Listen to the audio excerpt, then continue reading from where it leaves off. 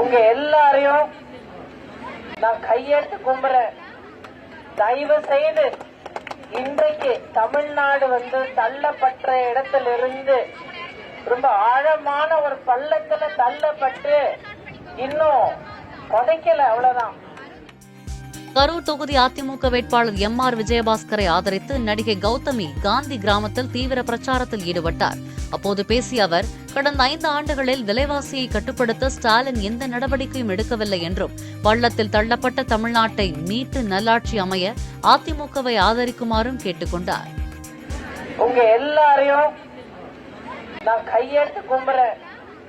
தயவு செய்து இன்றைக்கு தமிழ்நாடு தள்ளப்பட்ட இடத்திலிருந்து ரொம்ப ஆழமான ஒரு பள்ளத்துல தள்ளப்பட்டு இன்னும் புதைக்கல, அவ்வளவுதான்.